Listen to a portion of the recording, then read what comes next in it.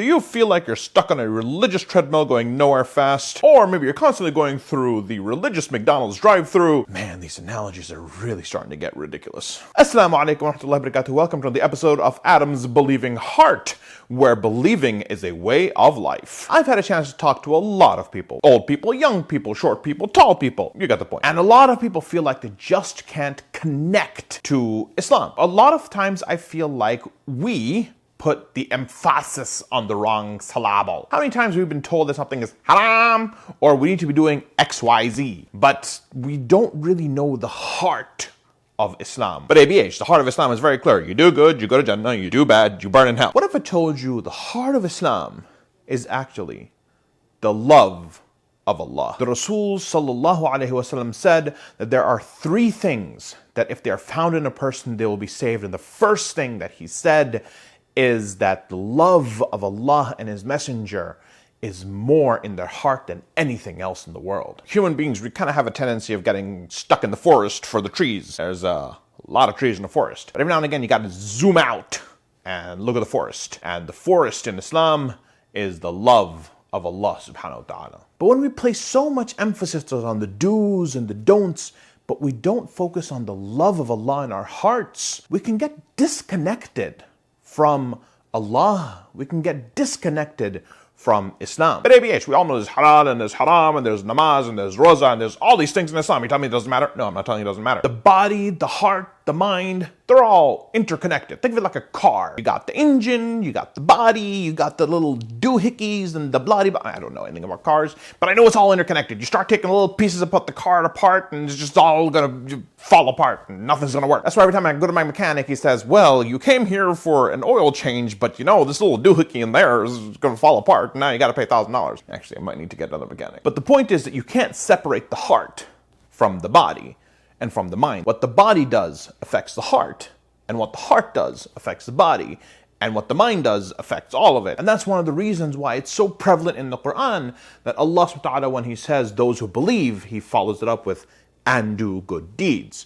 Because the belief that is in the heart and in the mind has an effect on the body. And this goes the other way too. When you do things with your body and your mind, it has an effect on the heart, especially when you do it with the intention to increase in the love of Allah subhanahu wa ta'ala. So when you pray sincerely, seeking the love of Allah, it increases in your love of Allah in your heart. And when you serve people knowing that this action is beloved to Allah, only seeking the pleasure of Allah, this increases the love of Allah in your heart. It's kind of like exercise and weightlifting. The more you lift, the more exercise you do, the stronger your heart becomes. And you can take it from me, I know a thing or two about the weightlifting. And just like weightlifting, this love increases or decreases depending on the weights you're lifting. So if you're lifting the weights of loving Allah, it will increase until Allah subhanahu wa ta'ala describes you amongst the people who love Him overwhelmingly. وَالَّذِينَ آمَنُوا أَشَدُّ حُبًّا لِلَّهِ. Or if you're lifting the weights of the other things love will increase in your heart. And someone shouldn't think that to love Allah, they have to look a certain way or wear certain clothes or belong to a certain culture. Lovers of Allah are found everywhere. They're found working their second shift at a grocery store.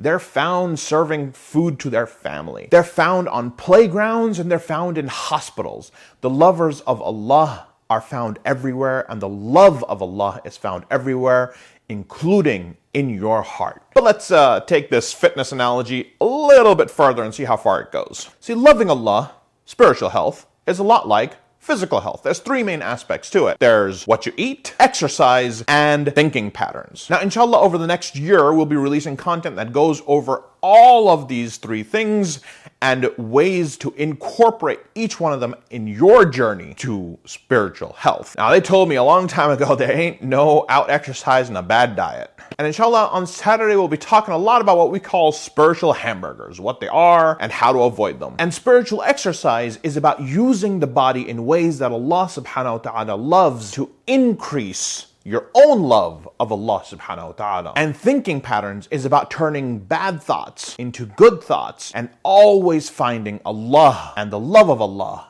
in the world. When a person combines healthy eating, exercise, and thinking patterns, they're on their way to spiritual health, which is the love of Allah. Now you hear all this, you get super excited, you go online, you buy $800 treadmills, sign up for a $75 a month spiritual gym membership, and you're ready to run off on that journey to love Allah. Loving Allah is not a crash diet. Loving Allah is not a gym membership you're never going to use after the first month. Loving Allah is a lifestyle. The Rasul sallallahu alaihi wasallam said, the best actions are the continuous, even if they're small. The most important thing is to pace yourself, to start small, little by little. Because no matter where we are in life, there's a lifetime behind us, and there's a lifetime ahead of us.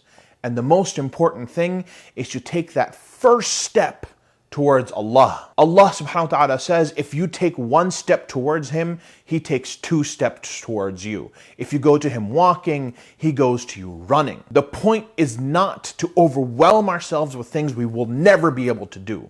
The point is to take the first step towards Allah, knowing that He is taking the 2 steps towards us. And that's the most important thing. Allah subhanahu wa ta'ala says to the Rasul sallallahu alayhi wa sallam in the Quran, say, if you love Allah, follow me, Allah will love you. Loving Allah brings the love of Allah. Loving Allah has means, loving Allah has methods. Inshallah, we will talk about all of them. But let's start walking this journey little by little, slowly, step by step today. And with the dua that the Rasul sallallahu alaihi wasallam reported that says, "Oh Allah, I ask you for your love.